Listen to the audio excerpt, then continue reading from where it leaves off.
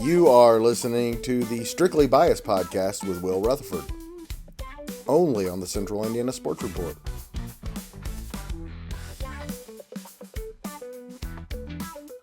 Welcome back to Strictly Biased with yours truly, Will Retherford, for our Week 13 breakdown of this NFL slate. I am here joined today by an esteemed guest, the legend, Greg Mingelt, with producer Susie sitting to his right. She is not in the chat, but she had some strong words to say to me last night regarding the Colts and Dolphins, so I appreciate that. Thanks for having us, Will. Thank you, Greg. I feel like this week we learned that the ineptitude of college football will always be why the NFL is the best, and I cannot wait to break it down with you. Greg, I have a lot to say this week, but first, what would you like to know? Will, is there a favorite? Is there anything resembling a favorite right now? I don't think so. I think that this is a situation where it is as wide open as I have ever seen it in my life. In the NFC, you've got the number 1 seed has 9 wins, and the 7 seed also has 9 wins. So I have no idea. The second that we say we have a pulse, the next week we're proved differently. I think that we have an idea that there are 6 teams probably that can really go win the Super Bowl, and then everybody else is kind of middling there in mediocrity. But I could be proven wrong. Every week I feel like we kind of are peeling back layers of an onion and learning more about the league as a whole, and it just seems that the parity is as strong as ever, minus, I don't know, maybe 5 teams that you really probably think don't have any chance to win most weeks. The rest of the league's wide open. It feels like it's going to be more like the NHL or Major League Baseball playoffs, where you just never know what's going to happen. I agree with that. Who's playing the best football come January, I think, is kind of where we'll be able to pick our actual Super Bowl favorite. I think there are some teams that are definitely kind of flying under the radar right now, maybe not a part of conversation, that a few more wins can put them in there. We've seen good teams. We've seen what I think are a couple great teams. I don't know if there are more than a couple. I think there's a lot of good football teams who can win week in and week out. But we've kind of had a few teams that the script has been flipped on their head. A hot start, and then all of a sudden it's kind of buttering the tires here come early December. Maybe they may miss the playoffs when it looked like they were shoo-ins. I have no idea. Buffalo, Baltimore, and Kansas City, none of them are guaranteed to make the playoffs. Just crazy. We talked about the beginning of the year that 1 out of the 4 Super Bowl favorites always misses the playoffs, and 3 of those teams were Super Bowl favorites coming into the year of the top 4, and they may all miss the playoffs. Possible. There's a chance the Eagles don't make the playoffs, as crazy as it sounds. They're 8-4. I think that they're a good football team, but they've kind of crapped the way a strong division lead these last 2 weeks. I think the Ravens and Chiefs are, I don't know. That's just a really interesting case. I think Buffalo probably makes it. Of those 3, I'm picking Buffalo to make it, just kind of given the situation they're at. It's going to be hard for them to not make it now, I think. The way things are going, Will, I think they're my favorite to win the whole thing. I just think Josh Allen is the best player, and with no serious favorite, give me the best player. I think that there's an argument to be made there. I still think there's a couple teams I'd have over them. I think you'll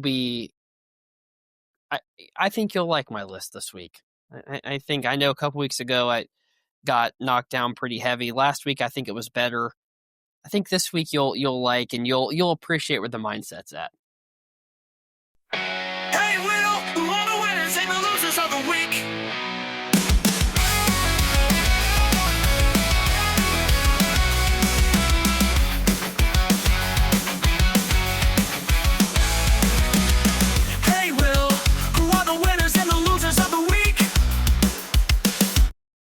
5 winners, 5 losers. I think that there were a lot of losers this week, Greg, to be quite frank with you. Losers that we've already mentioned.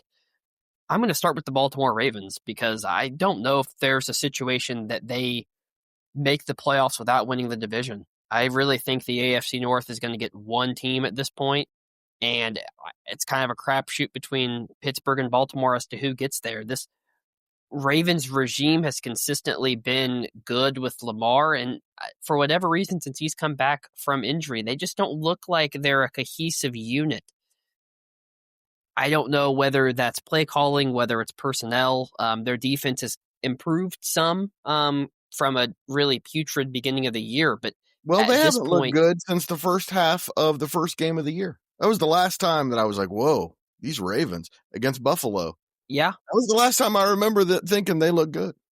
it's been ugly. They win a game 3 weeks ago against Cleveland. 2 weeks ago, excuse me, they win last week against the Jets, and it's like they're just kind of pulling these games out by the skin of their teeth, and I just don't know if that's really a conducive way to get into the playoffs. Ultimately, with Lamar, I think if they can get hot and that offense can get flowing, they're going to win the division by a couple games, get into the playoffs, and all of a sudden we're talking about them as Super Bowl contenders again, just because, similar to what you said with Josh Allen, if Lamar is right, he's a top 2 player in the world, and you're going to pick him over teams that may not have that caliber of player.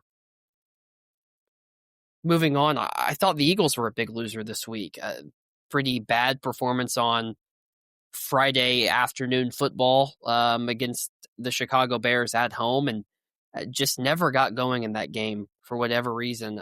You thought coming off the embarrassing finish the week before that they'd come out ready to play on a Black Friday, and it was like they sleptwalked through it. I completely agree. That was one of those games that it just feels like it compounded on top of each other. Here we kind of gave a game away against Dallas on the road, a game that pretty much puts the division on lock. We're all of a sudden we're at 9-2, and then they just kind of go into that Chicago performance. I'm not sure they were able to shower it off. In all honesty, it looked like the same issues that plagued them in the second half of that game against Dallas plagued them at home against Chicago. Maybe the Bears just got a good read on what they were able to do.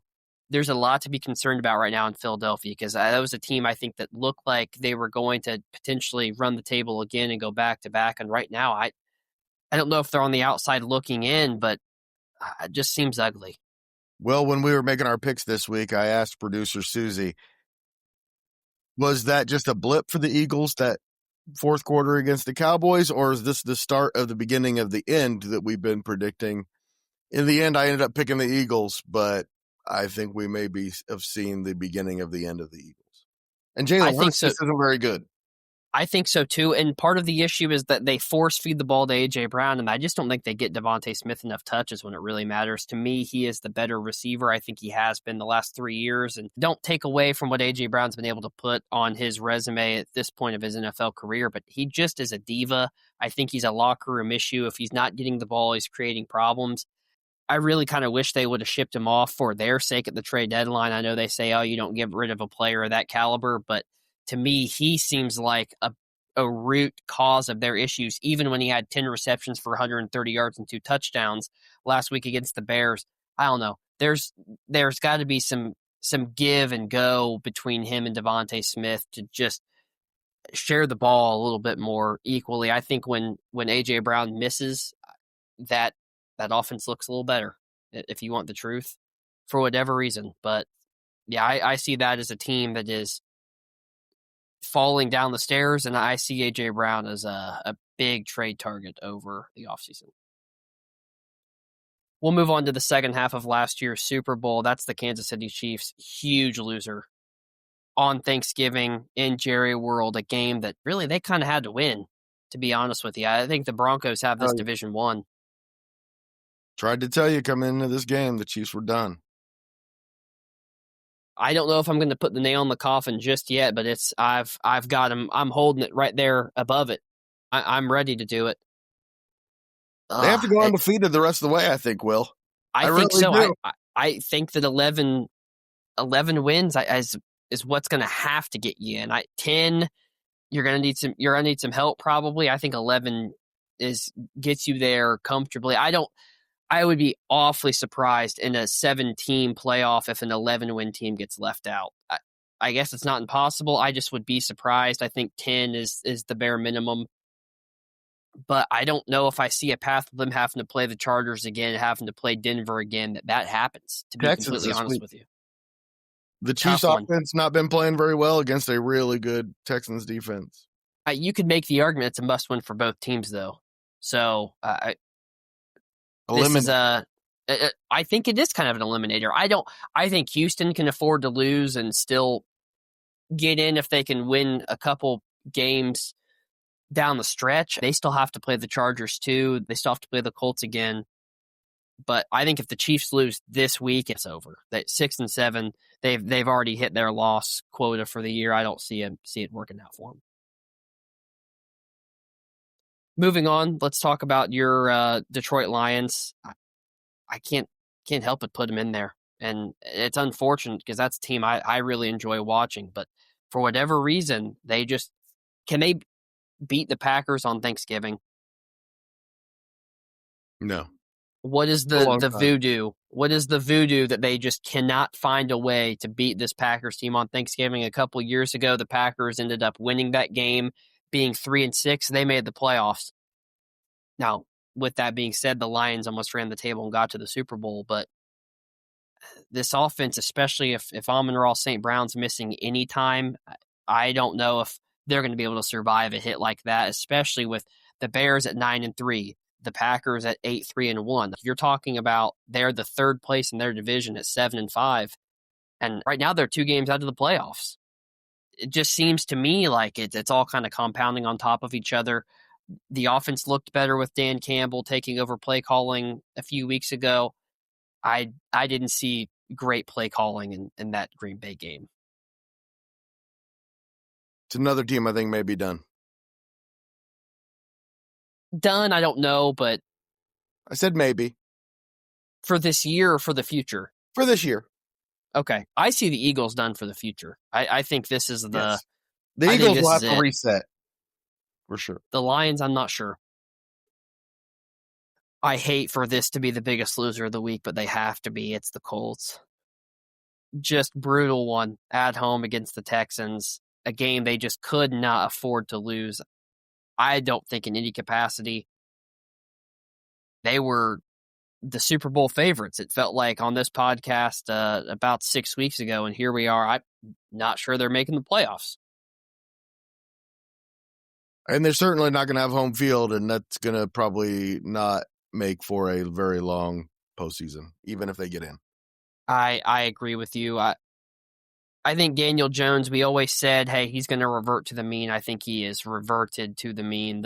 The last 2 fourth quarters that he's played in, he is the lowest graded quarterback by QBR in the entire league. His QBR is like 32 in the fourth quarter. I don't know if it's Shane Steichen.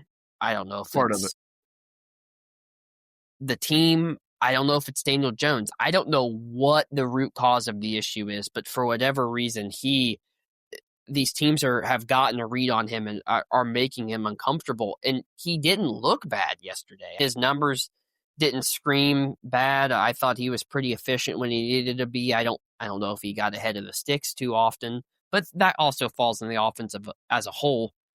But this Colts team, they have now the 30th ranked pass offense, which doesn't even seem real. What's your take on it? Because I'm feeling like this team isn't making the playoffs as currently constructed in the way they've been playing the last few weeks. I think they're the best team in the AF South, and it's not very close. That's what I think. I think they're going to win that division. But, like I said, they're not doing anything in the playoffs. They don't control their own destiny now. That's part of the problem. If the Colts but they and will Jackson, next week. You hope that's the case. They lose that one, and it changes everything. I agree. I think that's probably true. I think that the conference is at a bit of an unsustainable pace, too. Are the Chargers really going to win 11 games? Yes. I don't know. Yes, they are. If Justin Herbert misses any time with this left hand injury that he has, they can't play without him. He's there. We did yesterday. They played the Raiders, too. They've got some tough games coming up. They've got to play the Chiefs. They've got to play the Texans. They have to play the Broncos. Yep. I didn't see the schedule until yeah, I said yes. That might make the difference. But I think Jim Harbaugh is that good.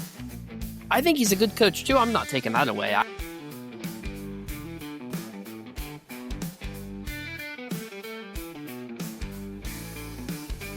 In fact, we're just going to move on to winners now. We're done with the losers. I saw the Bills as a big winner. Going in to Pittsburgh, they were 2-3 on the road. They're now 3-3 on the road. I thought they looked really good. Super efficient. Allen obviously had the turnover, but him and James Cook, what a 1-2 rushing combo between James Cook and Josh Allen. And you add Ray Davis into the mix. That's a three-headed monster. And Josh Allen, this is the best 123-yard performance you'll ever see. He was in complete control of that game. When they needed a few yards for a first down, he'd run for it. When they needed a 10-yard pass for a first down, he'd throw for it. He just was in complete – first half, he didn't look great. Second half, he was in complete control of that game. I didn't even put the Steelers on the losers because they're so irrelevant at this point that I just didn't even want to waste the breath talking about it. This Bills team, though, is worth the breath because I think that they found a spark that worked yesterday. And Sean McDermott struggled on the road at times, and for whatever reason, in that Pittsburgh game, and I get, Rodgers with the nose injury, he definitely was not at 100%. They got a defensive touchdown. That always helps what the scoring looks like, but it just felt like that team came together in a way yesterday to pull that win off that is going to bode really well for their future in this NFL season. And they have the Bengals at home next week, and then they go to New England. Big one. I see that New England Bills game as probably going to end up being who wins the division. I think if the Bills can win that game. Hey, Will, I know you're not going to have the Patriots on your winners and losers this week, but they are a serious winner. They legitimately now can win the AFC because they're going to be playing at home, I think. They're not winning the AFC. They are the fourth best team in the AFC. Even with their record. At home against no team that's really significantly good. I would love that matchup for the Colts. I would love that matchup for the Colts. I think that there are 6 teams right now that would love if New England is their team. I think Houston would love to play New England if they got the chance to get in. Jacksonville's the most 8-4 team. They baffle me. It just baffle me. If you're Buffalo, you want to go in and play New England, even at home on the road. I mean, we'll find out next week. I think Lamar wants to go play New England on the road. I don't think it matters. I think this Patriots team, their schedule's been so bad. It's so hard to analyze what they are. They've got one good win on their record, great win on the road against Tampa Bay. And I guess you could say that win at Buffalo was an impressive one of itself. Josh Allen didn't play great. He's not going to play that bad again. Let's put it that way. So if it takes Josh Allen's worst game of the year for you to pull one off. Let me put it this way, Will. Before this week, I did not have the Patriots on my radar winning the AFC. Today I do. Another big winner for me this week was the 49ers. Why? Because they're holding serve in an incredibly difficult division to win in what looks to be a really tough conference to make the playoffs in. You said this team has a better chance of being the number 1 seed than they do of making the playoffs. They're 9-4. They've come in and Kyle Shanahan has put on one hell of a coaching performance this year. I would say that it is his best coaching performance to date for just what he's been able to maximize with the injury limitations, with the roster limitations as a whole. You really like watching them grind out wins. And I get their win was on the road against Cleveland, and Cleveland has a good defense at home. And it may not speak much at the end, but it just they're still have a chance to win that division. They still have a chance to win that division. They're all Seattle, the Rams, and now San Francisco are all sitting at 9 wins. We already talked about them just briefly. The Cowboys were a big winner this week. Why? They kept their playoff hopes alive, and quite frankly, they have opened that door up just a little bit to win that division if the Eagles are going to, really struggle down the line. What's so unfortunate, this Cowboys team might be the best version of the Cowboys I've seen in my lifetime, and they'll miss the playoffs because they had such a poor start to this season. Not in your lifetime. Not even close. Those Des Bryant team was a play away from the Super Bowl. This offense is really, really good. It is. Those weapons are really good. They can run the ball. Dak Prescott, particularly when he's not under pressure, is fantastic. Yeah, you're right. Moving on, the Texans, huge winner this week. They have now, after an 0-3 start, found their way right into AFC South conversation. I said it when they came back and won that game against Jacksonville. You do not want to let this team get in. Their defense is too damn good. They shut down whatever the hell you want to do at all times. Just their ability to swarm, to tackle fundamentally, to use their defensive line in multiple different formations and ways to disrupt your passing game. I said it, they've got all pros at all three levels of their defense. If this is a team that gets into the playoffs, defense always travels and the run game always travels. Their offense is horrible. This defense might just be good enough to keep them in it. And after Kansas City this week, Arizona at home, Vegas at home, and they close with the Colts. So kind of destiny in their own hands. I would say at this point, yes. Their offense is bad enough that a trap game could definitely happen because they can sometimes really struggle to put offense up. That defense will keep them in every game, though. My biggest winner of the week, and it just pains me to say it, the Chicago Bears. Did anybody have number one seed on the Chicago Bears at any point of the year, even week one? I didn't. Are they good? I don't think so. Can they win their division? No. Probably not. No. Can they win a playoff game? Probably not. But Ben Johnson's done a hell of a job coaching this team, to be honest with you. The fact that he's gotten them to 9-3, I think, is impressive. Their offensive line is at the forefront of everything they want to do. They went and invested in their offensive line to keep Caleb Williams upright. So far, he's done a phenomenal job these last 4 or 5 weeks of playing on schedule, on pace, and using his legs when needed, but not as much as he did last year. The sack numbers have dropped significantly. He's always done a great job of taking care of the football. This Bears team, it feels like fool's gold. It feels like they could, a team that could end up 9-8 at 9-3 for sure. But everything they've done to this point, they're ahead of schedule, and I think they have overcome whatever expectations were on them at the beginning of the year. 5 games left, 2 against the Packers, 49ers, and Lions. So 4 of the 5 really tough. They got the Cleveland one at home in 2 weeks. That probably will be like a playoff clincher. So they're in the playoffs most likely, but we'll find out. If they win at Philly and at Green Bay in back-to-back weeks, we're going to have to start to have a conversation. I agree. I think that's fair. Especially in a league that, as we mentioned, was wide open. Yep. Hey, I think this is one of those you just need to get there, and there's a chance. And well, who are the 5 teams most likely to win Super Bowl 60 in the play? Greg, I am so excited to give you this list. I think you're going to absolutely love it. Even though the Denver Broncos are on there, you have been... Honestly, you say I slap Jim Harbaugh in the face. You slap Sean Payton in the mouth every opportunity you're given to do so. It's Bo Nix. It's not Sean Payton, I promise. Oh, hey, Bo's not the problem. I mean, that interception last night was awful. I just don't believe in him as a Super Bowl quarterback. That doesn't mean the team's not good. It is. I think, there is maybe some truth to that. I just know that every opportunity he has been given to go win that team a game, he goes and does it.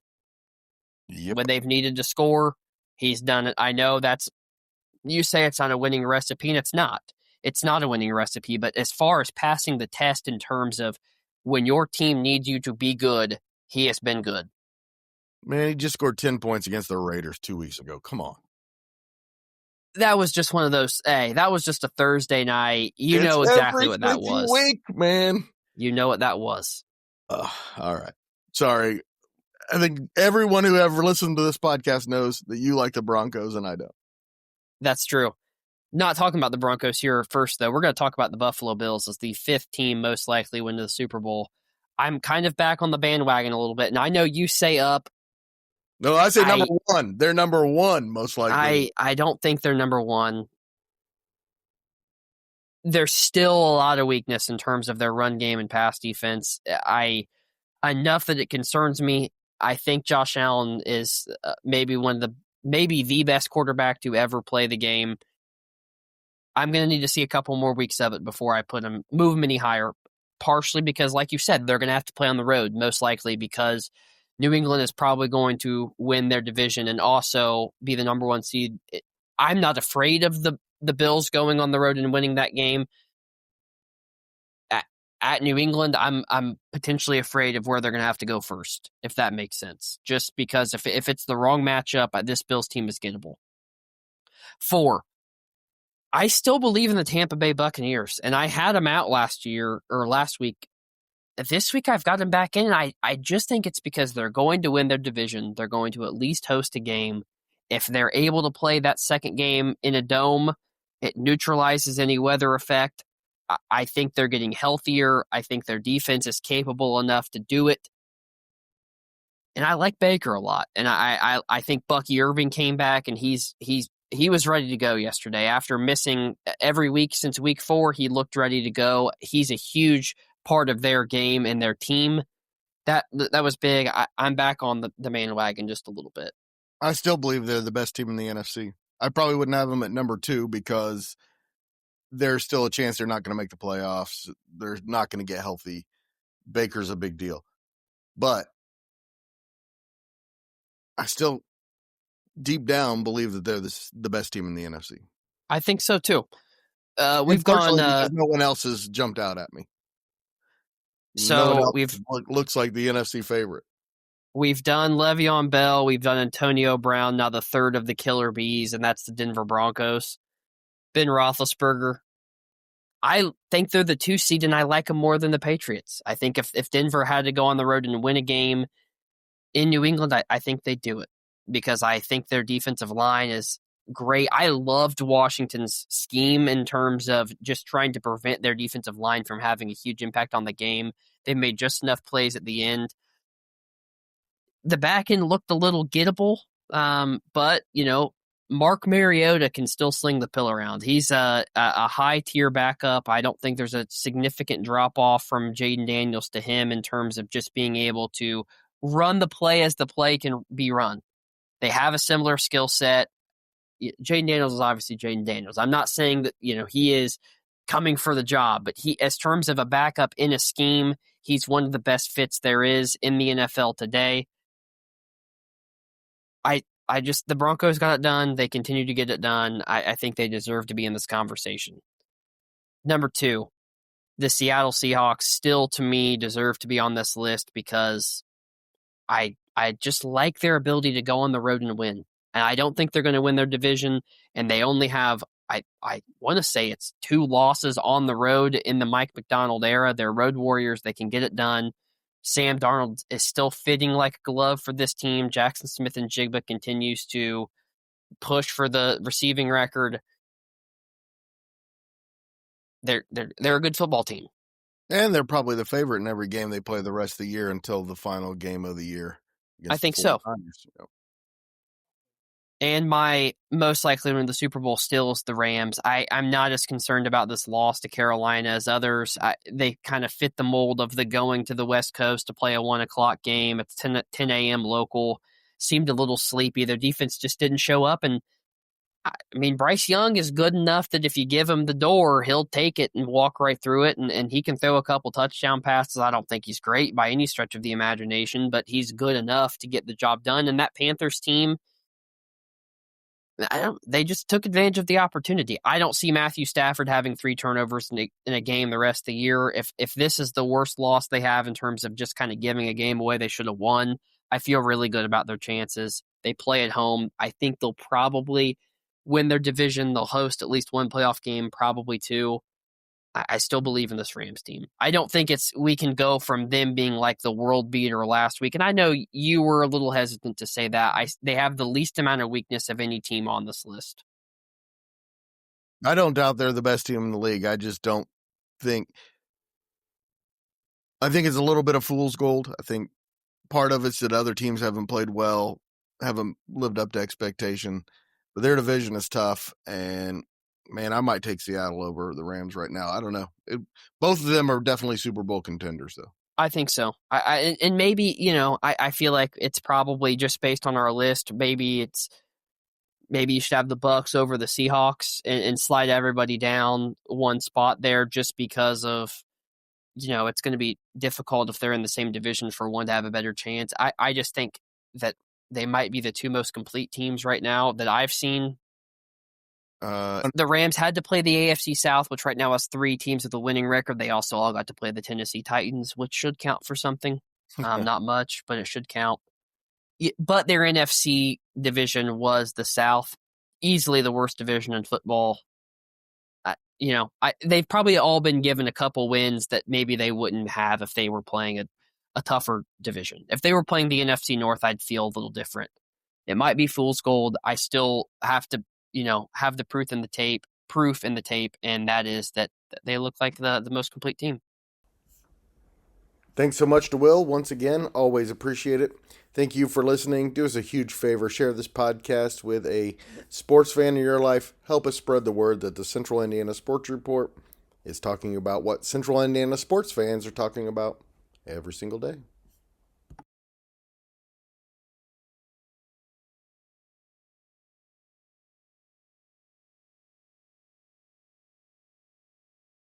Central Indiana Sports Report is brought to you by ITG Media. And I love you, Susie.